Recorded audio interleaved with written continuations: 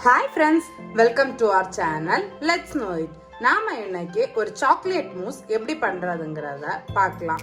இதுக்கு தேவையான இன்கிரிடியன்ட்ஸ் என்னெல்லாம் பார்த்திரலாம். 200 கிராம் அளவுக்கு டார்க் சாக்லேட் எடுத்து வச்சிருக்கேன். 200 கிராம் அளவுக்கு ஃப்ரெஷ் கிரீம். இது வந்து பாத்தீங்கன்னா ஃப்ரெஷ் கிரீம்னு உங்களுக்கு ஷாப்ஸ்ல எல்லாமே கிடைக்கும். நான் அந்த ஃப்ரெஷ் கிரீம் தான் எடுத்திருக்கேன்.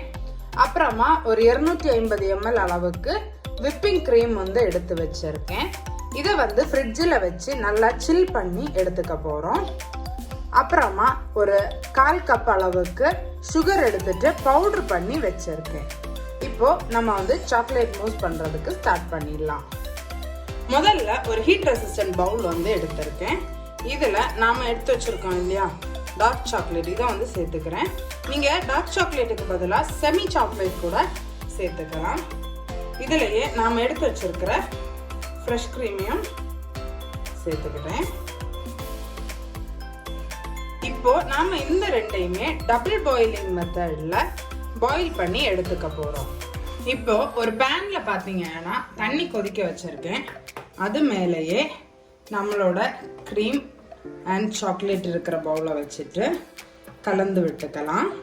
ஸ்லோவா இது வந்து பாத்தீங்கன்னா இந்த ஹீட்ல மெல்ட் ஆகி வரணும். கம்ப்ளீட்டா மெல்ட் ஆகுறது வரைக்கும் ஹீட் பண்ணி மெல்ட் பண்ணி எடுத்துக்க போறோம்.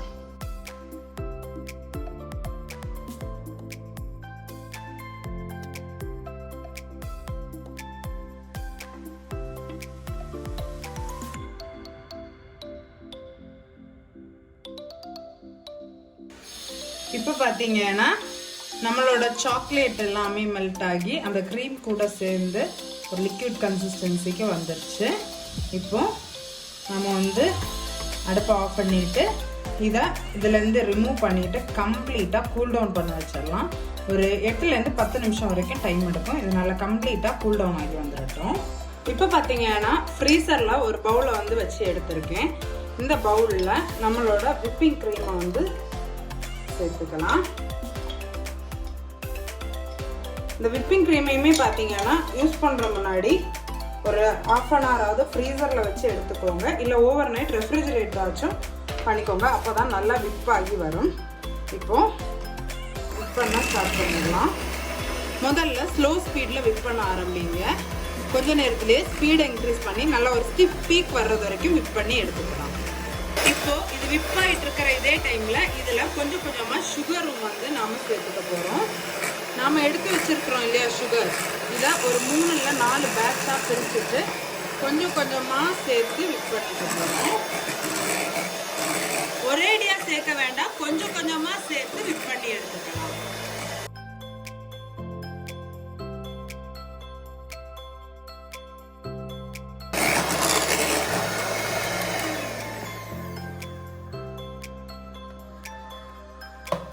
இப்போ பார்த்தீங்களா நல்ல ஒரு ஸ்டிஃப் பீக்ஸ் வந்துருச்சு. இந்த அளவுக்கு க்ரீமை பீட் பண்ணி எடுத்துக்கணும். இனி பார்த்தீங்கன்னா இந்த க்ரீமை ஒரு 15 மினிட்ஸ் வரைக்கும் ரெஃப்ரிஜரேட் பண்ணி எடுத்துக்கோங்க. நார்மல் ரெஃப்ரிஜரேட் பண்ணாலும் ஓகே, இல்லை ஃப்ரீசரில் வச்சு எடுத்துக்கிட்டாலும் ஓகே தான். இப்போ இந்த க்ரீமை பார்த்தீங்கன்னா நான் ஃப்ரீசரில் வச்சு எடுத்திருக்கேன். ஒரு 5லேருந்து 6 நிமிஷம் போல் தான் ஃப்ரீசரில் வச்சுருப்பேன். இதில் நம்ம ரெடி பண்ணி வச்சுருக்கேன் இந்த சாக்லேட் கனாஷ், இதை வந்து கொஞ்சம் கொஞ்சமாக சேர்த்து மிக்ஸ் பண்ணிக்க போகிறோம். மொத்தமாக சேர்க்க வேண்டாம், கொஞ்சம் கொஞ்சமாக சேர்த்து ஜஸ்ட் ஸ்லோ ஸ்பீடில் மிக்ஸ் ஆகி வர்ற அளவுக்கு பண்ணி எடுத்துக்கிட்டா போதும்.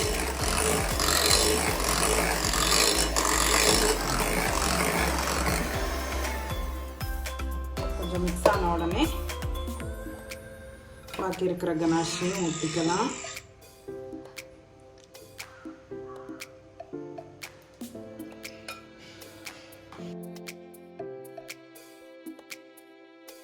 இப்போ பார்த்தீங்கன்னா இந்த அளவுக்கு சாஃப்டாக இருக்குது இல்லையா, இந்த ஸ்டேஜில் எடுத்துக்கலாம். இதுதான் கரெக்டான கன்சிஸ்டன்சி. இப்போ எதில் வந்து சர்வ் பண்ண போகிறோமோ அதில் வந்து இதை ட்ரான்ஸ்ஃபர் பண்ணிக்க போகிறோம். இப்போ நம்மளோட மூஸ் ரெடியாக இருக்குது. இந்த மாதிரி ஷார்ட் கிளாஸ் எடுத்திருக்கேன்.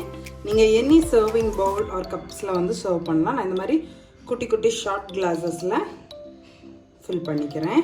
ஜஸ்ட் இந்த மாதிரி ஷேக் பண்ணி ஏர் கேப்ஸ் இருந்ததுன்னா லைட்டாக வந்து டேப் பண்ணிங்கன்னா உள்ளே இருக்கிற ஏர் கேப்ஸ் எல்லாமே வந்து இந்த மாதிரி ஏர் கேப்ஸ் இருக்கா நீங்கள் ஜஸ்ட் இந்த மாதிரி ஒரு 2 வாட்டி டேப் பண்ணி கொடுக்குறப்போ அந்த ஏர் கேப்ஸ் எல்லாமே ஃபில் ஆகிடும்.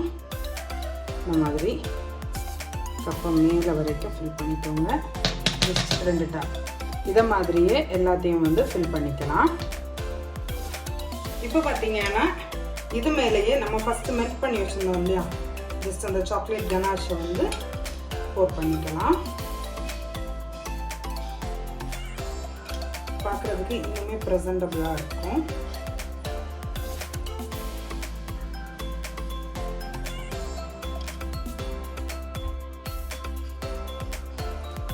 ஓகே, அவ்வளோதான்.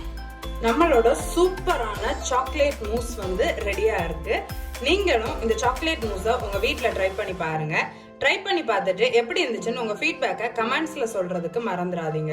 அது மட்டும் இல்லை, இந்த வீடியோவை உங்கள் ஃப்ரெண்ட்ஸுக்கும் ஷேர் பண்ணுங்க. அவங்களும் வீட்டிலே சாக்லேட் மூஸ் எப்படி பண்ணுறதுங்கிறத தெரிஞ்சுக்கட்டும். நம்மளோட சேனலுக்கு நீங்கள் இதுவரைக்கும் சப்ஸ்கிரைப் பண்ணலைன்னா மறக்காமல் சப்ஸ்கிரைப் பண்ணிக்கோங்க. அப்போ தான் நான் ரெகுலராக போஸ்ட் பண்ணுற வீடியோஸோடைய அப்டேட் உங்களுக்கு வரும். சீக்கிரமாகவே ஒரு இன்ட்ரெஸ்டிங்கான ரெசிபியோட உங்களை மீட் பண்ணுறேன். Bye friends, thank you.